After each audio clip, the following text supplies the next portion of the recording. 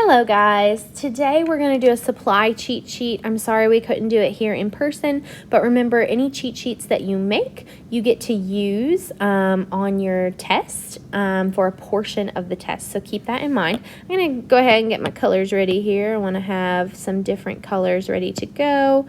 So what we're focusing on is the two types of supply graphs. So on your paper, write supply cheat sheet up at the top, doesn't have to be pretty, and two blank graphs, okay? Both of these blank graphs are going to have a supply curve that goes upwards. So remember, supply goes up, supply reaches for the sky, demand goes downward. And we label our curves with an S, okay? So make sure you have those two blank graphs, and each graph title is right here. This is going to end up being a change in quantity supplied graph. This is going to end up being a change in supply graph. So give them a title too. We're going to focus on the left side first. On this left side, it's a change in quantity supplied graph. So quantity supplied is how much a producer is going to make based on the cost of an item. And if the cost goes up, producers are going to make more so that they can sell more of the expensive item and make more money. If the cost goes down, they're going to make less because they don't want to spend their time and energy and resources making a cheap item when they could make an expensive item. So first, let's set a base price and quantity. So pick a price somewhere in the middle for me. Oh, okay. And draw your dotted line over to the supply curve and down and label it Q. So a base price and a base quantity. On this graph, we will use the change in quantity supply graph when it is in regards to change in the price of the good itself. Okay, so not if it's something other than the price of the good itself, change in the price of the good itself. So if it says the market of the graph is Post-it notes, the price of Post-it notes increases. You're going to look at this graph. Or if the market of the graph is cell phones, the price of cell phones decreases. You're going to look at this graph, okay? So let's see what happens if price increases. And I'm going to choose a different color to show you. You don't have to do it in on a different color on your paper if you don't want to. So I'm going to go with pink. So I'm going to set a new price that's higher. Let's increase the price and give it a new name because it's the first new price on this graph, and go over, hit that supply curve, and go down. And now we've got a new quantity. I'm going to label it quantity 1. So what happened to our price? Here's the original price. We moved it up, so give me an up arrow. What happened to our quantity? Here's the original quantity. Here's the new quantity. What happened? It shifted to the right. And remember, right is more and left is less. So what happened when price went up? The reason for the change is when price increases, that leads to an increase in quantity supplied. So if you got a problem that had to do with the price of the good itself increasing, how do you answer that problem? This. Price increases, and that leads to an increase in quantity supplied. Okay? Let's see what happens when price decreases. So I'm going to zoom in here and choose a pretty color. Let's do blue. So if price decreases below the base price, I'm going to set a new price right here. I'm going to label it P sub 2, and it's a lower price than the original. And I'm going to go over and down. I've got a new quantity, quantity sub 2. What happened to my price? Here's my original, here's my new. It went down. So give me an arrow indicating from old to new that it went down. What happened to quantity? Here's my original quantity, and here's the new one. It shifted to the left, and left is less. So what happened on the graph when I decreased the price for a producer? When the price, when the price decreases, that leads to a decrease in quantity supplied. Producers don't want to waste their time making cheap goods when they could make more money making an expensive good. Those are the only two options for the graph on the left. Literally, there's only two options. Price increases, and that leads to increase in QS, or price decreases, and it leads to decreased QS.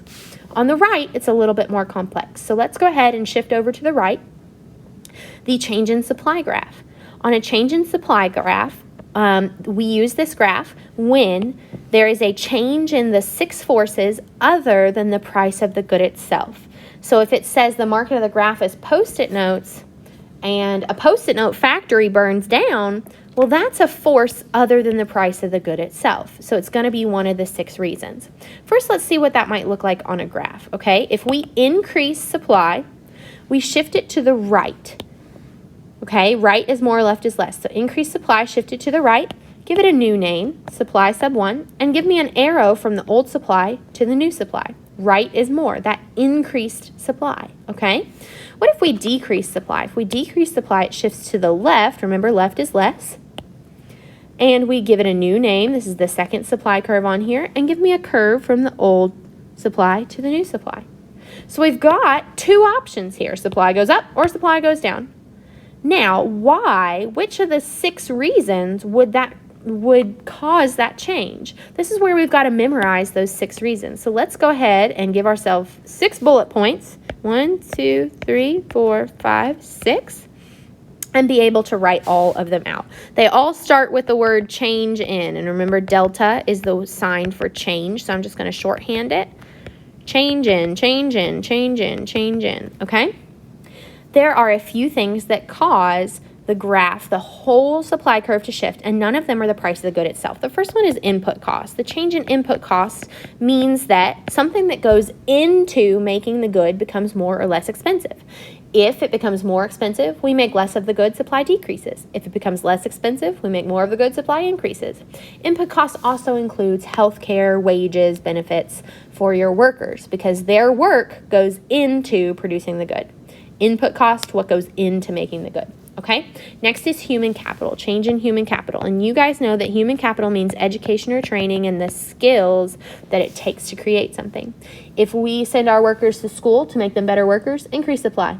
If people start dropping out of high school, decrease supply. Okay, changing technology is really easy. Do we have machines that can do the work for us?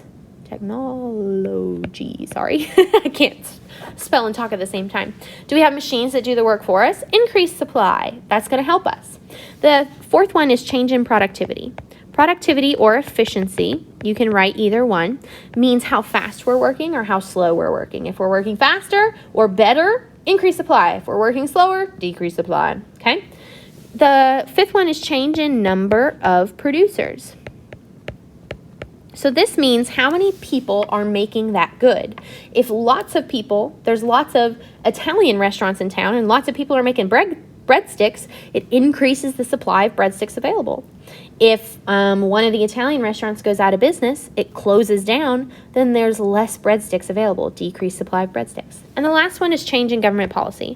How is the government impacting suppliers?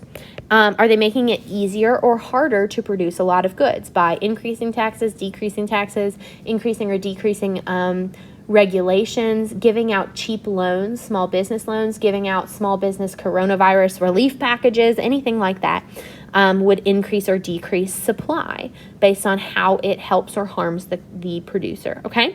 So you've got 2 different graphs here. You got to be able to differentiate on the problem which graph it's asking you for. Is it a change in the price of good itself or a change in the 6 forces outside? And you got to make sure you know whether it increases or decreases and why. You've got 2 options if you choose this graph.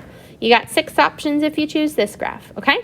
Make sure you get this cheat sheet done. I'm going to be checking it later in class, okay?